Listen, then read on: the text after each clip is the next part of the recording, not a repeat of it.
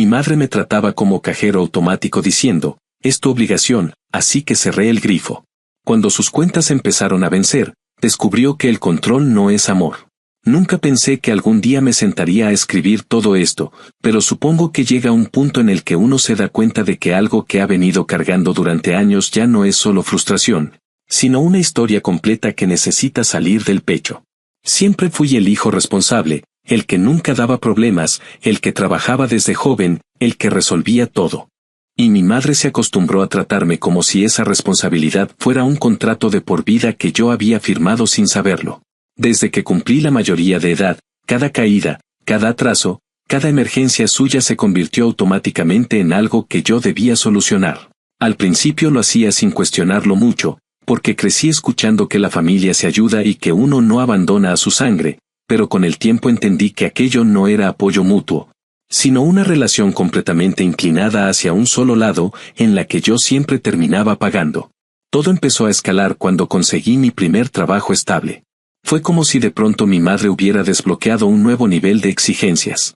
Comenzó con pequeñas cosas, como preguntarme si podía prestarle dinero para pagar la luz o el gas por esta vez, y luego venían los mensajes diciendo que no había tenido tiempo de hacer las compras del mes, o que el coche estaba haciendo un ruido extraño y que debía llevarlo a revisión. Siempre terminaba diciendo que era mi obligación, que ella había trabajado duro para criarme y que ahora me tocaba a mí ser quien cuidara de ella.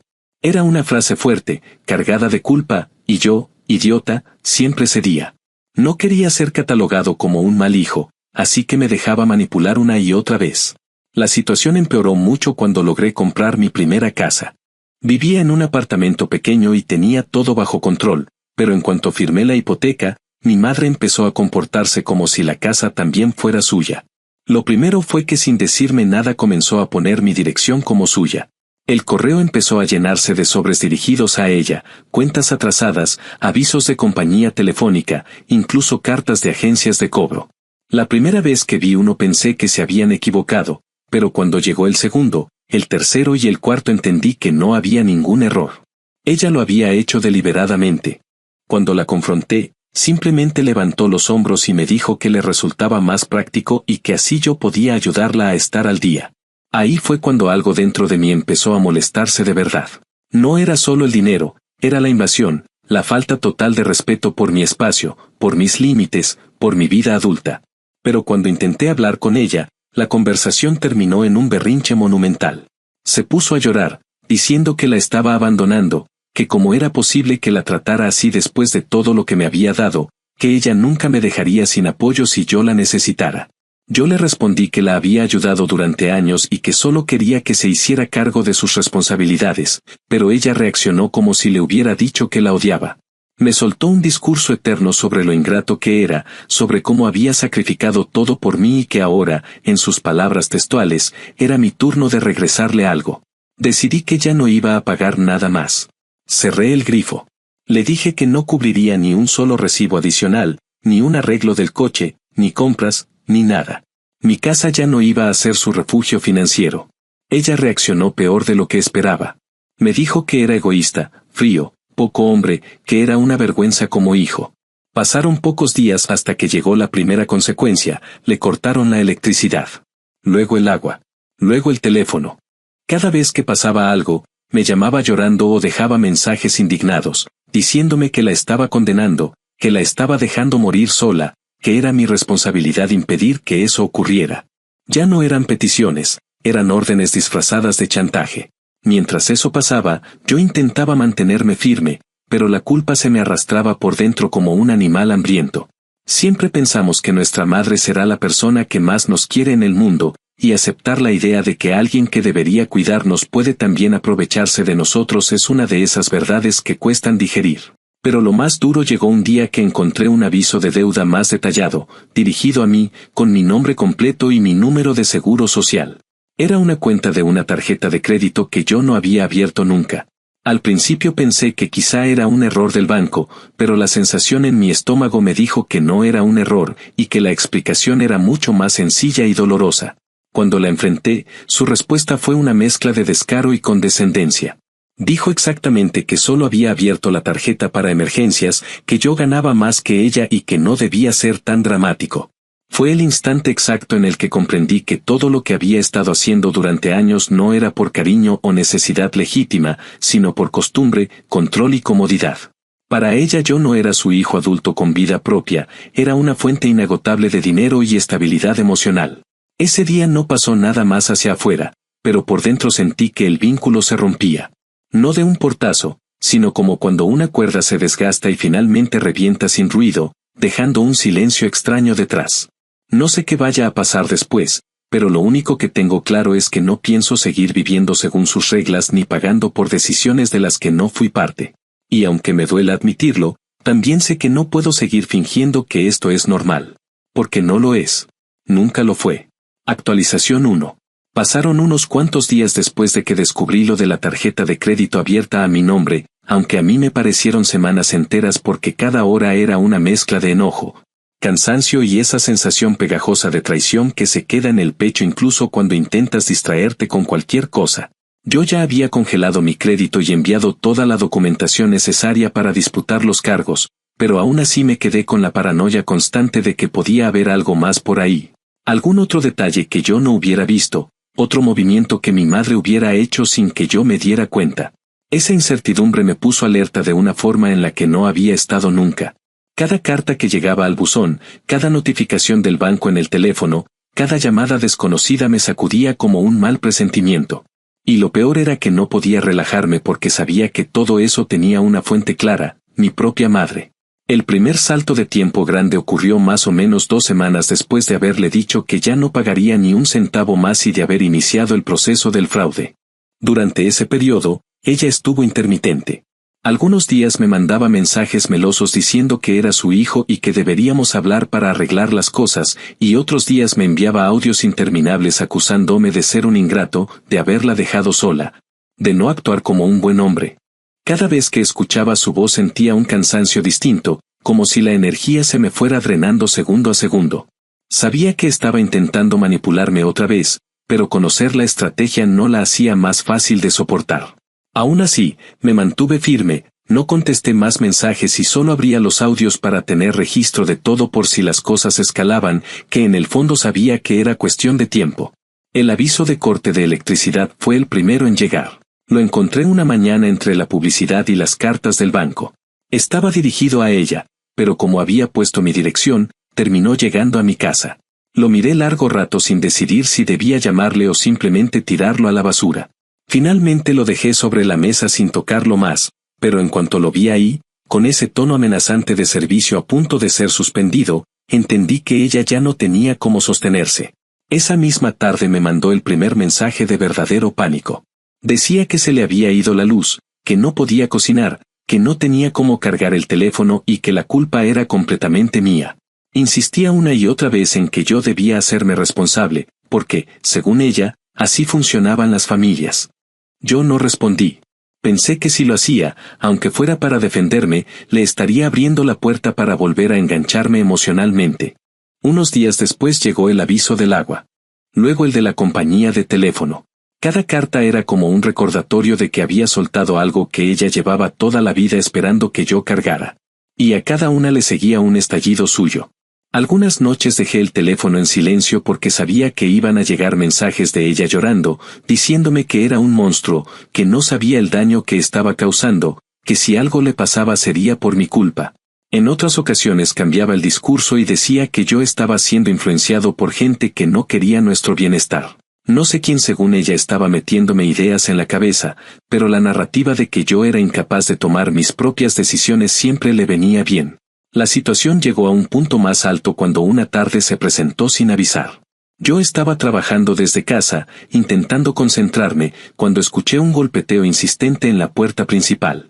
Al asomarme por la mirilla la vi ahí, desarreglada, con esa expresión entre rabia y súplica que siempre usaba cuando quería sacar algo. Antes de abrir pensé si debía hacerlo o no. Una parte de mí quería mantener la puerta cerrada y no enfrentarla cara a cara, porque sabía que ella tenía un talento especial para explotar mis inseguridades. Pero la otra parte, la que había pasado años tratando de evitar conflictos, me obligó a girar la perilla.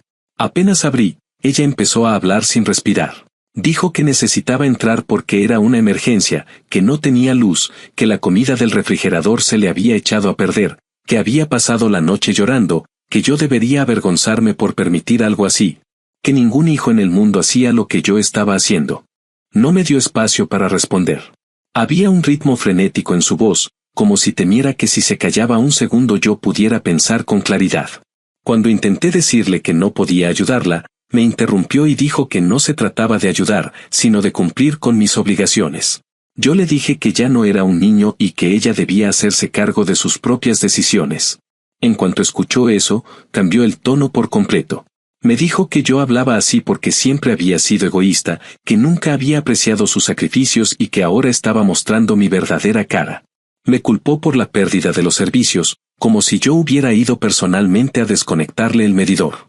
Intenté mantener la calma y terminar la conversación, pero ella insistía en entrar a la casa. Decía que solo necesitaba bañarse, cargar el teléfono y preparar algo rápido. Cuando le dije que no podía permitir eso, estalló. Dijo que yo la estaba tratando peor que a una extraña, que mi casa también era su casa, que si la policía venía y veía la situación me obligarían a ayudarla porque soy su hijo. Esa frase en particular me golpeó de un modo que no esperaba. No sé qué imaginaba ella de la ley, pero lo que sí estaba claro era que estaba acostumbrada a imponer su voluntad a través del dramatismo. La conversación terminó con ella gritándome que la estaba dejando morir sola y que esa culpa la cargaría toda mi vida. Después se fue, pero antes de irse golpeó la puerta con tanta fuerza que vibró la pared. Yo me quedé parado ahí, con el corazón acelerado, sin saber si estaba haciendo lo correcto o si me había convertido de verdad en el hijo terrible que ella describía. Todo ese caos se quedó dándome vueltas en la cabeza durante horas.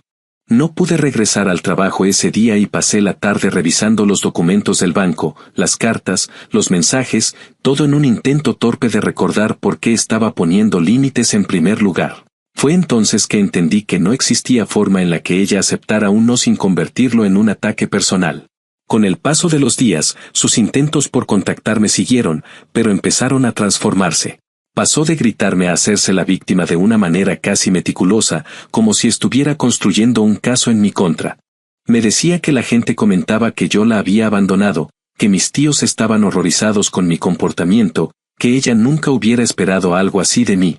Yo sabía que la mayoría de esas personas ni siquiera estaban enteradas de la situación, pero aún así las mencionaba como si sus opiniones fueran pruebas irrefutables de mi maldad.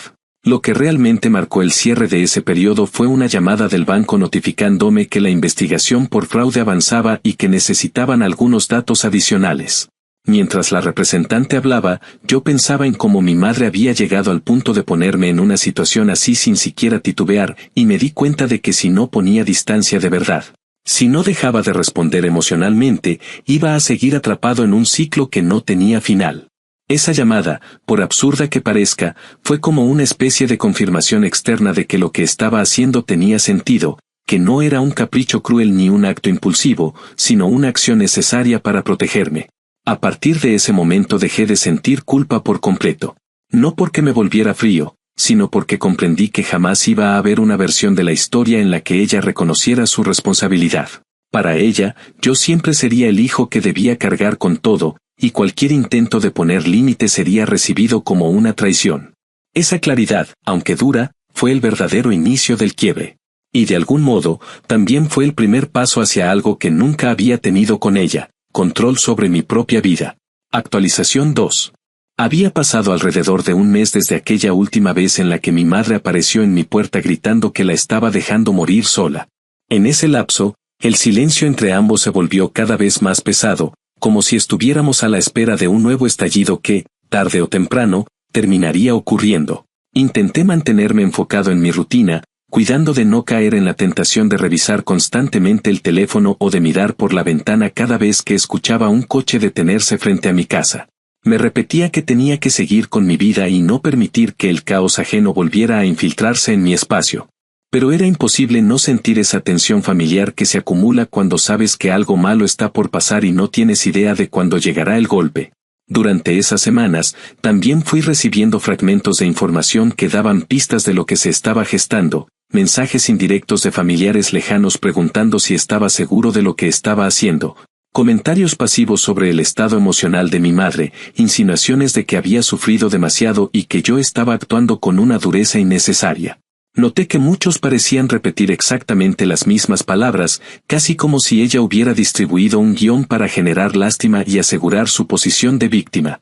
Nada de eso me sorprendió porque conocía muy bien sus métodos, pero aún así fue agotador ver cómo intentaba moldear la narrativa para que yo quedara como el villano de su vida. El salto de tiempo vino marcado por un evento concreto que me sacó de mi rutina abruptamente. Fue un jueves, lo recuerdo solo porque tenía una reunión en la mañana y estaba preparando café cuando sonó el timbre de mi casa de manera insistente. Al revisar la cámara del timbre vi al dueño del departamento donde vivía mi madre. No lo conocía personalmente, pero sí había visto su nombre en algunos documentos que ella había dejado tirados por mi casa meses antes. Su expresión decía claramente que no venía con buenas noticias. Abrí la puerta, intentando ocultar el cansancio que me producía cada asunto relacionado con mi madre. Y él comenzó a explicarme que llevaba meses intentando cobrar la renta atrasada y que no conseguía una conversación coherente con ella.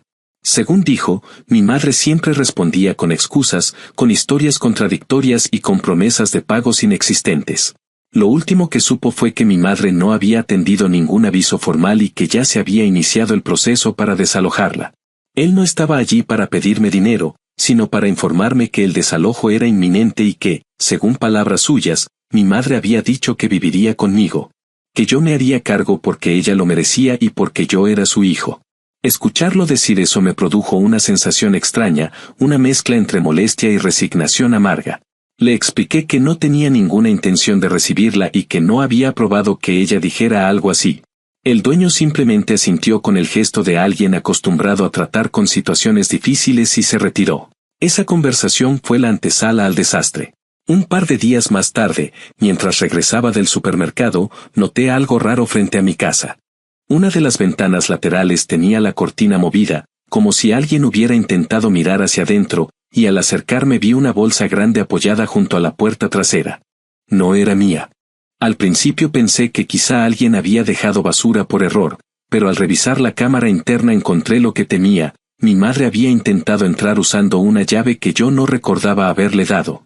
Probablemente una copia que se guardó desde antes de que yo pusiera límites. La grabación mostraba cómo intentó abrir la puerta con insistencia, cómo revisó las ventanas y cómo finalmente dejó la bolsa ahí, como si ya hubiera decidido que ese sería su nuevo hogar. Me quedé mirando la pantalla sin saber si reír por lo absurdo o gritar por la frustración. Lo que más me golpeó fue la normalidad con la que actuaba, como si todo fuera lógico, como si yo estuviera obligado a recibirla sin importar las circunstancias. Esa misma noche, mientras intentaba ordenar mis ideas, volvió a intentarlo. Esta vez lo supe porque escuché ruido en la parte trasera de la casa, un sonido seco contra la puerta, como si alguien intentara manipular la cerradura. Con el corazón acelerado me acerqué lo suficiente para ver por la ventana lateral y la encontré allí, forcejeando con su antiguo llavero y murmurando cosas que no distinguía. Había un nivel de desespero en sus movimientos que casi me produjo pena, pero esa sensación se apagó de inmediato al recordar la tarjeta de crédito, las manipulaciones, las amenazas y la sensación constante de ser usado. Abrí la puerta principal apenas lo suficiente para que me escuchara y le dije con claridad que tenía que irse, que no podía entrar, que esa ya no era su casa y que no tenía derecho a intentar forzar nada. Ella se volteó, con el rostro visiblemente alterado, y comenzó a decir que yo estaba siendo cruel sin razón, que ella no tenía dónde quedarse, que yo era su única familia y que estaba obligado a recibirla. Usó esas mismas palabras. Obligado. Como si mi vida adulta fuera simplemente una extensión de sus decisiones y de su comodidad. Cuando intentó acercarse a la puerta trasera nuevamente, tomé el teléfono y le dije que si no se iba llamaría a la policía.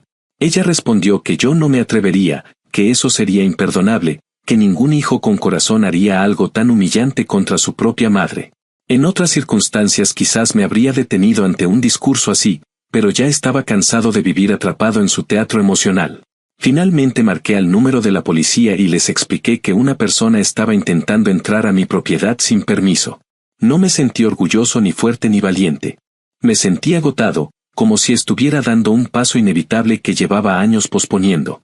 El oficial que llegó actuó con calma y profesionalismo, preguntó la situación, tomó nota de lo ocurrido y habló directamente con ella. Mi madre, en cuanto lo vio, cambió por completo su comportamiento. Pasó de la ira a la vulnerabilidad en cuestión de segundos.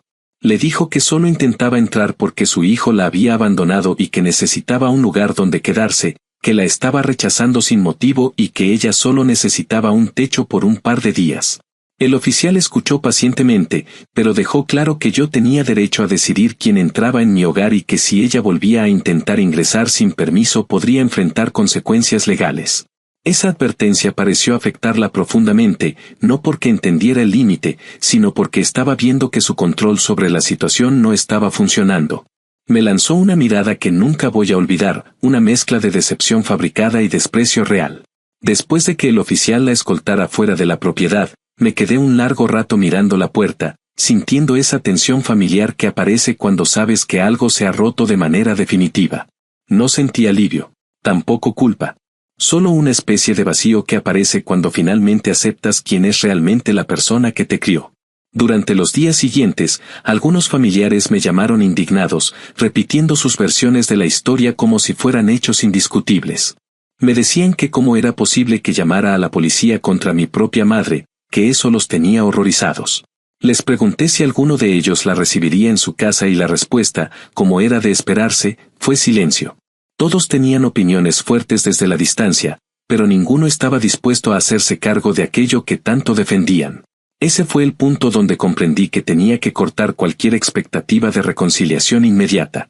Mi madre había cruzado una línea que yo ya no podía ignorar, y aunque la situación estaba lejos de resolverse por completo, por primera vez en mi vida sentí que estaba recuperando algo que ni siquiera sabía que había perdido. Mi propia autoridad sobre mi vida. Había crecido acostumbrado a vivir bajo el peso de su necesidad constante, bajo la culpa que ella usaba como herramienta, bajo la idea de que era mi deber arreglar todo. Pero viendo aquel intento desesperado por invadir mi espacio, entendí que no se trataba de una crisis repentina, sino del resultado de años de permitir dinámicas que nunca debía aceptar. Y aunque sabía que lo peor todavía no había ocurrido, también sabía que no había vuelta atrás. Actualización final. El salto de tiempo ocurrió de manera casi imperceptible, porque aunque en el calendario pasaron cerca de 3 meses desde aquel episodio en el que mi madre intentó meterse a mi casa usando una llave vieja, para mí esos meses se sintieron densos, como si cada día cargara su propio peso acumulado. Después de ese enfrentamiento con la policía, ella dejó de aparecer físicamente, pero su presencia continuó manifestándose en otras formas igual de desgastantes. Empezaron a llegar cartas dirigidas a ella que sugerían procesos legales en marcha. No entendía del todo el contexto hasta que un día recibí una notificación que pedía que yo asistiera a una audiencia. Al leer los documentos adjuntos descubrí lo que había hecho. Mi madre había iniciado un intento de responsabilizarme legalmente por su situación económica, argumentando que yo la había abandonado y que, por ser su hijo, estaba obligado a sostenerla. El lenguaje que usó en los papeles era tan exagerado que por momentos dudé si realmente los había escrito ella o si alguien la había ayudado. Pero al mismo tiempo tenían esa familiaridad manipuladora que reconocí de inmediato. Era ella, sin duda alguna. La acusación incluía frases donde aseguraba que yo había sido el beneficiario de su trabajo de toda la vida y que el mínimo que podía ofrecer era cubrir sus gastos básicos. También mencionaba que yo había actuado con crueldad al dejarla sin hogar. Ver todo aquello en un documento oficial me dejó paralizado unos segundos, no porque creyera que tendría éxito, sino porque me di cuenta de que estaba dispuesta a arrastrar la narrativa de víctima hasta donde fuera necesario. Me vi obligado a consultar a un abogado que me explicara qué tan grave era la situación y cómo debía proceder. La conversación fue una mezcla de tranquilidad técnica y una cierta incredulidad profesional. Él me dijo que este tipo de demandas no eran imposibles, pero que el argumento de obligación filial no tenía sustento en nuestro estado y que, además, la evidencia de fraude con la tarjeta de crédito que ella había abierto a mi nombre jugaba completamente en su contra.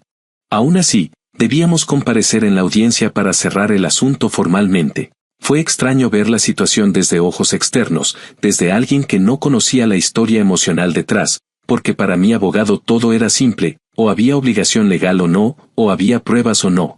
En cambio para mí aquello era el desenlace de años de confusión, culpa y manipulación que se estaban materializando frente a un juez. Toda la emocionalidad que yo había cargado como un peso inevitable se reducía, en el mundo real, a una cuestión de documentación y verificación de hechos. El día de la audiencia llegué con más nervios de los que esperaba, aunque racionalmente sabía que la ley estaba de mi lado. Había llegado temprano para evitar cruzarme con ella antes de tiempo, pero aún así la vi entrar unos minutos después. Su presencia era distinta a todas las veces anteriores. No gritaba, no lloraba, no hacía escenas. Caminaba con una especie de dignidad forzada, como si intentara mostrarle al mundo lo mucho que había sufrido. Me miró solo una vez, de reojo, como si quisiera convencerme de que todavía tenía algún tipo de control sobre la situación. Pero no dijo nada. En ese silencio hubo algo revelador. Entendí que ella seguía aferrada a la idea de que la culpa era mía, que su dolor era suficiente argumento, que no necesitaba justificar nada porque, según su lógica interna, todo estaba claro. Fue la primera vez en la que la vi completamente desconectada de la realidad, como si viviera en un relato donde yo era un antagonista escrito por ella misma. La audiencia fue sorprendentemente breve, mucho más de lo que esperaba. El juez revisó los documentos, escuchó los argumentos y pidió claridad sobre las acusaciones. Mi madre habló con un tono dramático, diciendo que yo la había dejado sin hogar, que ella había trabajado toda su vida por mí y que ahora yo la había abandonado. Afirmó que era mi deber asegurar que ella tuviera un lugar donde vivir y que su desalojo había sido resultado directo de mis decisiones. El juez escuchó pacientemente, pero su expresión no mostraba ninguna simpatía especial. Cuando mi abogado presentó las pruebas del fraude, junto con los avisos del banco y el historial de comunicaciones que mostraban cómo ella había usado mi dirección sin permiso y cómo había intentado entrar a mi casa en varias ocasiones, la atmósfera cambió de inmediato. La narrativa que ella había construido se desmoronó sin necesidad de discursos dramáticos. El juez le preguntó si había abierto una tarjeta de crédito usando mi información personal y ella, quizás creyendo que podía justificarse, admitió que lo había hecho por necesidad y para emergencias. El juez no necesitó escuchar más. Dijo claramente que ella no tenía derecho legal a exigir apoyo financiero, que la apertura de la tarjeta constituía una violación grave y que cualquier inconveniente derivado de sus decisiones debía asumirlo ella. Cuando anunció que la demanda quedaba completamente descartada y que además ella podría enfrentar repercusiones por el fraude, mi madre se quedó inmóvil. No lloró ni gritó. Solo se quedó callada, con el rostro tenso, como si por primera vez en mucho tiempo se encontrara con un obstáculo que no podía manipular emocionalmente. Yo tampoco sentí satisfacción. No hubo victoria, no hubo un alivio inmediato. Lo único que sentí fue una conclusión silenciosa, como si finalmente una puerta que llevaba mucho tiempo entreabierta se cerrara con un clic que, aunque tenue, marcaba el final definitivo de algo que yo había permitido demasiado tiempo. Tras la audiencia, algunos familiares que habían repetido las versiones distorsionadas de mi madre comenzaron a contactarme. Los mensajes tenían un tono de disculpa tibia, como si quisieran enmendar el haberme juzgado sin preguntar, pero ninguno reconocía realmente el daño que habían causado al tomar partido sin conocer los hechos. Decían que mi madre estaba pasando por un momento difícil, que tal vez no estaba pensando con claridad, que yo debería intentar comprenderla. Me sorprendió lo poco que entendían de la situación, lo arraigada que está en algunas personas la idea de que una madre tiene derecho a todo y un hijo debe aguantarlo sin cuestionar. Cuando respondí, lo hice con la mayor calma posible, explicando que no tenía interés en mantener contacto por ahora y que necesitaba distancia para reconstruir mi vida. Algunos lo entendieron, otros insistieron en que era exagerado. Pero ya no importaba. Los meses siguientes fueron poco a poco acomodándose. No hubo una sensación inmediata de libertad, porque la mente no funciona como un interruptor que se apaga de un día para otro. Pero sí hubo cambios. Empecé a dormir mejor, a dejar de revisar compulsivamente el buzón, a sentir mi casa realmente como un espacio mío. Incluso cosas simples, como hacer llamadas sin temor a que fueran del banco o caminar desde el coche hasta la puerta sin pensar que la encontraría esperándome, se convirtieron en señales de que estaba recuperando una tranquilidad que ni sabía que había perdido. A veces me preguntan si extraño algo de ella o si me queda algún resquicio de duda sobre si fui demasiado duro. Y la verdad es que no. No siento odio ni resentimiento, pero sí una claridad absoluta. La relación que tuvimos nunca fue sana y cortar con el ciclo era lo único que podía salvarme de seguir cargando una responsabilidad que nunca me perteneció. Mi madre confundió control con amor, dependencia con maternidad, sacrificio con manipulación. Y durante años yo acepté esa dinámica sin cuestionarla porque crecí creyendo que era normal. Pero no lo era. Nunca lo fue.